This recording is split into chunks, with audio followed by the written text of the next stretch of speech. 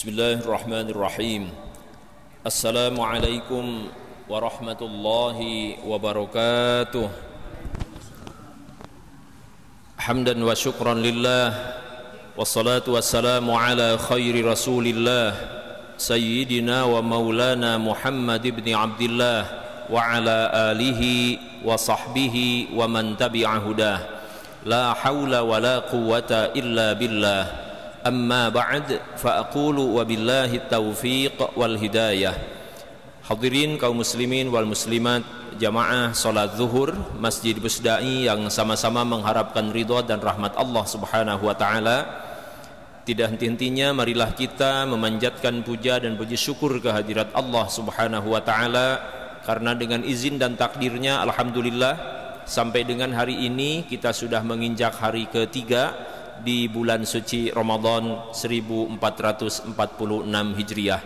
Mudah-mudahan segala amal ibadah yang sudah kita laksanakan sejak malam pertama bulan suci Ramadan, baik berupa salat tarawih, kemudian tadarus Al-Quran, infak sedekah yang kita keluarkan, dan ibadah-ibadah yang lainnya, mudah-mudahan semuanya diterima dan dilipat gandakan pahalanya oleh Allah subhanahu wa ta'ala. Amin ya Allah ya Rabbal Alamin. Salawat dan salam semoga senantiasa tercurah limpah kepada panutan kita semua, Nabi akhir zaman yang tidak akan pernah ada nabi lagi setelah beliau, khatamin nabiyyin, Nabi Muhammad sallallahu alaihi wasallam. Salawat dan salam juga semoga senantiasa tercurah limpah kepada para keluarganya, para sahabatnya, para tabi'in dan tabi'it tabi'in. Amin ya Allah ya Rabbal Alamin. Hadirin wal hadirat yang berbahagia, tidak dapat kita pungkiri bahwa setiap kita sudah sering melaksanakan saum di bulan suci Ramadan. Di antara kita ada yang usianya sudah 40, 45, 50 dan seterusnya, bahkan lebih dari 60 tahun. Artinya apa? Melaksanakan puasa di bulan suci Ramadan bukan yang kita lakukan sekali dua kali, bahkan mungkin puluhan kali. Tetapi satu hal yang patut kita renungkan adalah apakah saum yang sudah kita laksanakan berpuluh-puluh kali tersebut sudah termasuk kepada saum yang berkualitas di hadapan Allah subhanahu wa ta'ala, atau malah jalan di tempat saumnya seperti itu saja. Berangkat dari perenungan ini, maka di kesempatan yang berbahagia ini izinkan saya menyampaikan kuliah singkat atau kultum ba'da zuhur dengan tema bagaimana caranya agar saum Ramadan yang kita laksanakan benar-benar menjadi saum yang berkualitas di hadapan Allah subhanahu wa ta'ala. Ada beberapa cara agar saum kita menjadi saum yang berkualitas di hadapan Allah subhanahu wa ta'ala. Yang pertama, Bapak dan Ibu sekalian yang berbahagia, luruskan niat.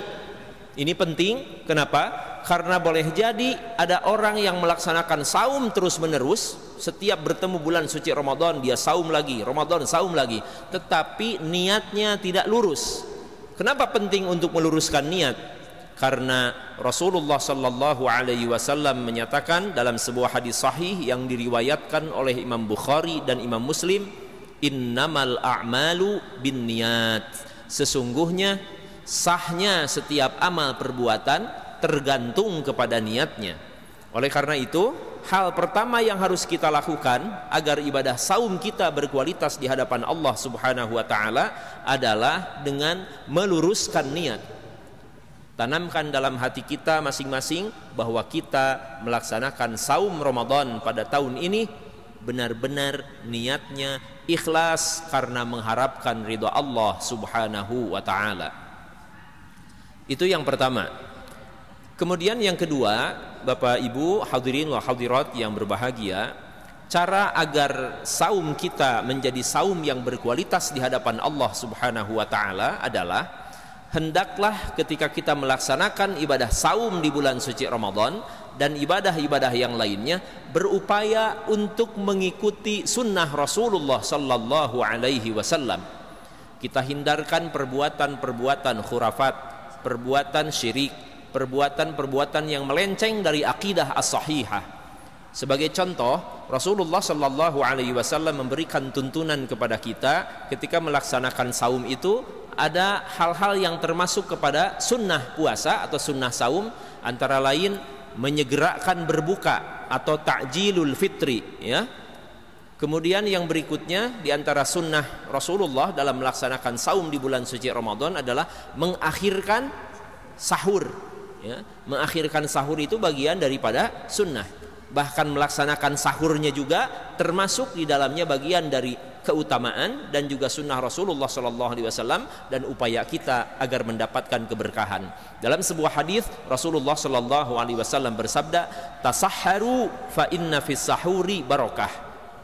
Makan sahurlah kamu sekalian, karena sesungguhnya dalam pelaksanaan makan sahur itu terdapat keberkahan dari Allah Subhanahu wa taala.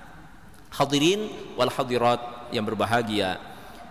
Kemudian yang ketiga, bagaimana caranya agar kita bisa menjadikan saum yang kita laksanakan di bulan suci Ramadan ini termasuk kepada saum yang berkualitas di hadapan Allah Subhanahu wa taala. Cara yang ketiga, sebagaimana dinyatakan oleh Imam Al-Ghazali dalam kitab Ihya Ulumiddin, beliau menyampaikan caranya agar saum kita lebih berkualitas, hendaklah saum kita ditingkatkan kualitasnya. Kalau pada masa waktu kita kecil dulu, kita belajar berpuasa itu murni hanya menahan diri dari lapar dan dahaga saja, hendaklah kita bertahap meningkatkan saum kita derajatnya menjadi saum khusus. Lalu bagaimana saum khusus itu? Kata Imam Al-Ghazali, saum khusus adalah tidak hanya menahan diri dari lapar dan dahaga saja, tetapi juga berupaya untuk menghindarkan seluruh anggota tubuh kita dari perbuatan dosa dan maksiat kepada Allah Subhanahu wa taala. Itu adalah saum khusus. Artinya ketika melaksanakan saum, kita menahan lisan kita untuk tidak mengeluarkan kata-kata kotor yang berpotensi melukai perasaan orang lain. Kemudian menjaga seluruh anggota tubuh kita dari perbuatan-perbuatan yang justru bertentangan dengan syariat atau bahkan melanggar larangan Allah dan Rasulullah sallallahu alaihi wasallam. Mudah-mudahan kita semua bisa melaksanakan ketiga hal ini sehingga saum yang kita laksanakan di bulan suci Ramadan tahun ini benar-benar menjadi saum yang berkualitas di hadapan Allah Subhanahu wa taala dibandingkan dengan saum-saum kita pada tahun-tahun yang lalu. Amin ya Allah ya rabbal alamin. Demikian yang dapat saya sampaikan di kesempatan yang berbahagia ini. Terima kasih atas segala perhatian. Mohon maaf atas segala kekurangan. Wabillahi taufiq wal hidayah. Wassalamualaikum warahmatullahi wabarakatuh.